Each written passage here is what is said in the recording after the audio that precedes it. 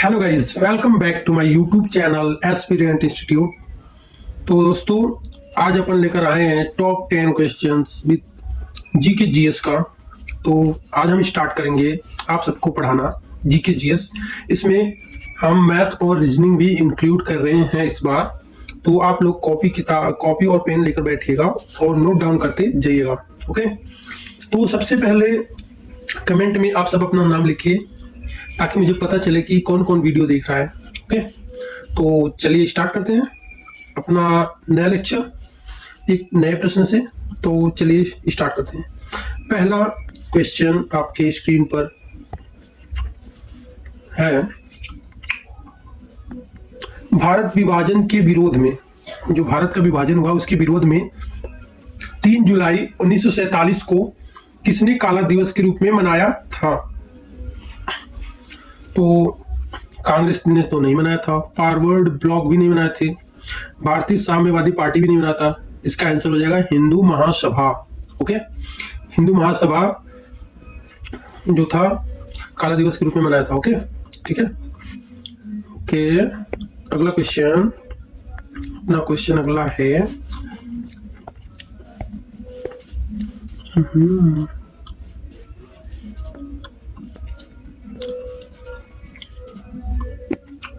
अशोक का कौन सा शिलालेख धर्म महत्तम के बारे में बताते हैं? अशोक का कौन सा शिलालेख धर्म महत्तम के बारे में बताते हैं? तो ये गलत है, दूसरा शिलालेख भी गलत है, तीसरा भी, सातवां इज द राइट आंसर।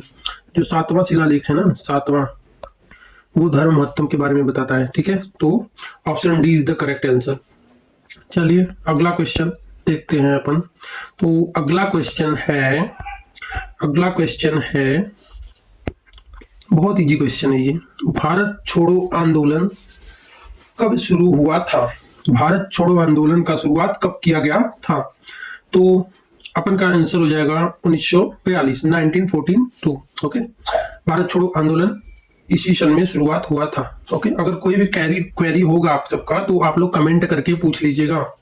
और हाँ, चैनल को भी सब्सक्राइब कर लीजिएगा ताकि नोटिफिकेशन आपको मिलता रहे। ठीक है, अगला क्वेश्चन देखते हैं अपन। अगले क्वेश्चन की बात करें तो अगला क्वेश्चन है आपका, अगला क्वेश्चन ये देखो, ये बहुत अच्छा क्वेश्चन है। जो पौधों में, जैसे हम लोग खाना खाते हैं तो पौधे भी अपना भोजन लेते होंगे, तो वो भोजन किसके द्वारा उनकी बॉडी तक जाता है? मतलब पत्तों तक जाता है, पत्तों से आता है, जड़ों तक जाता है, उसका पोषण मिलता है। तो इसका आंसर जो होता है जाइलम। तो देखो पानी के लिए होता है। ठीक है, ठीक है, जाइलम तो पानी के लिए होता है, ये तो गलत हो जाएगा। फ्लोएम भोजन के लिए होता है। क्या होता है? भोजन के लिए। क्लोरोप्लास्ट जो होता है, ये क्लोरोप्लास्ट जो होता है पौधों के पत्तों में पाया जाता है। ओके, और ये कोशिका वित्तीय हुई थी, पौधों को सुरक्षा प्रदान करती है। तो इसका आंसर ये गलत हो जाएगा, ये गलत हो जाएगा, ये सही हो जाएगा। ठीक है, तो आई होप आप लोग को अच्छे से समझ आ रहा होगा। नहीं समझ में आया तो कमेंट में जरूर पूछ लीजिएगा। ठीक है, अगला क्वेश्चन है आपका, अगला क्वेश्चन है शरीर का तापक्रम कहाँ नियंत्रित होता है? जो हमारा टेम्परेचर होता है बॉडी का, वो कहाँ पे नियंत्रित होता है? तो स्पाइनल कॉर्ड गलत है, सेरिबेलम गलत है, हाइपोथैलेमस में होता है। ठीक है, तो hypothalamus is the right answer. Okay, अगले क्वेश्चन की बात करते हैं। तो अगला क्वेश्चन है आपका, अगला क्वेश्चन है, अब देखो पानी में अगर कोई बाल्टी में पानी रख दोगे ना, तो अगर ऊपर से देखोगे तो वो जितना गहरा बाल्टी होगा उससे कम गहरा तुमको दिखाई देता है। इसका कारण क्या होता है? तो जो प्रकाश का अपवर्तन होता है ना, अपवर्तन उसके कारण होता है। प्रकाश के अपवर्तन के कारण पानी का जो तल होता है उठा हुआ दिखता है, मतलब बाल्टी का जो तल होता है उठा हुआ दिखता है। ठीक है, प्रकाश का परावर्तन तो पढ़ाई दिया हमने। ठीक है, अगले क्वेश्चन की बात करते हैं। तो अगला क्वेश्चन है आपका, अगला क्वेश्चन है रीजनिंग का। अगला क्वेश्चन रीजनिंग का है, थोड़ा सोचिए और बताइए आंसर। ठीक है, तो अगला क्वेश्चन रीजनिंग का है। तो देखो इसमें दिया क्या है, 1 + 4 = 9 है, 2 + 8 = 18 है। ठीक है, और ऐसे दिया है 3 + 6 = 15 दिया है। तो इसमें कैसे ये पॉसिबल है, रीजनिंग है, थोड़ा माइंड लगाओ, ठीक है। तो चलिए बताते हैं। देखिए क्या किया है, 1 + 4 है ना, 4 1 5, 5 में ये वाला फिर 4 जोड़ दिया है तो कितना हो जाएगा 9। ऐसे ही 2 + 8 है तो कितना हो जाएगा 8 + 2 10 हो जाएगा, 10 में ये 8 2 जोड़ दिया 18 हो जाएगा, ठीक है। ऐसे ही 7 में 8 जोड़ा है तो 8 7 कितना हो जाएगा 15, 15 में फिर 8 जोड़ दोगे तो क्या हो जाएगा 15 में 8 5 13 की 3 हासिल लगेगा 1 1 2 23 द राइट आंसर। समझ में आ गया? तो ठीक है, अगला क्वेश्चन देखते हैं। तो अगला क्वेश्चन है आपका, अगला क्वेश्चन है ये वाला। ये तो बहुत ही अच्छा क्वेश्चन है। पाइथागोरस प्रमेय सबको पता होगा, पाइथागोरस प्रमेय, पाइथागोरस, ठीक है, पाइथागोरस प्रमेय, प्रमेय। तो पाइथागोरस प्रमेय क्या होता है, कर्ण का वर्ग बराबर लंब का वर्ग प्लस आधार का वर्ग, ठीक है। तो कर्ण का वर्ग बराबर लंब का वर्ग प्लस आधार का वर्ग, तो इसी फॉर्मूले पे ये लगने वाला है। ये भी रीजनिंग का ही क्वेश्चन है, ठीक है। कह रहा है एक चींटी है जो 3 मीटर चलती है, मान लो चींटी यहाँ पे थी, ये 3 मीटर चली, ये 3 मीटर है, ठीक है।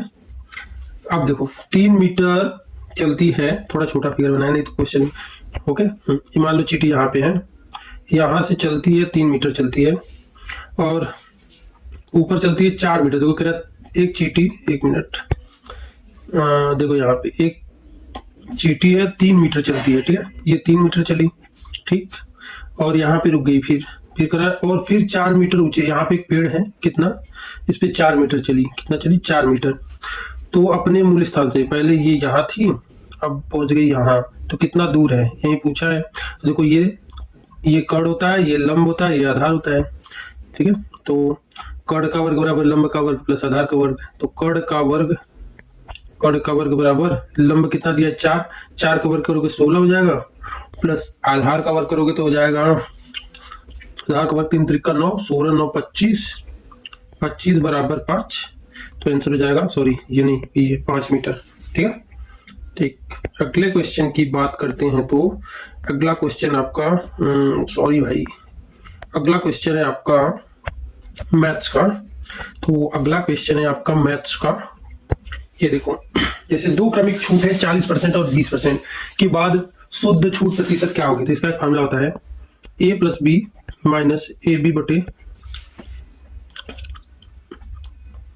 ab बटे 100, ठीक है, ठीक है। तो देखते हैं, इसी फॉर्मूला लगाएंगे। a कितना दिया है 40, b कितना दिया है 20, माइनस a का 40 और b का 20 बटा 100, 2 जीरो से 1 जीरो ये कट जाएगा, 1 जीरो ये कट जाएगा, 4 दूनी 8 और 40 20 80, 40 20 60 माइनस 8, 60 में से 8 घटाओगे तो कितना आएगा, 60 में से 8 घटाओगे तो कितना आएगा 52% आंसर हो जाएगा, ठीक है, ओके। तो चलिए देखते हैं अगला और लास्ट क्वेश्चन आज का। वीडियो भी थोड़ा लंबा हो गया लेकिन क्वेश्चन अच्छा था इसलिए मैं इंक्लूड किया। अगला क्वेश्चन देखते हैं। ये देखो, प्राकृतिक संख्याओं के वर्गों का औसत पूछा है। तो इसका फॉर्मूला होता है n वर्गों का योग, n+1, पहले वर्गों का योग निकालेंगे हम, इसके बाद औसत निकालेंगे, फिर 2n+1 होता है, ठीक है, इसके बटे 6 हो जाता है, ठीक है। n दिया 19, फिर 19+1, फिर 2 गुणे 19+1 बटे 6, इतना लिख लीजिए आप लोग। इसको मैं मिटाने वाला हूँ, हो जाएगा, ठीक है, हो गया, ठीक है। तो चलिए इसको मिटा देते हैं।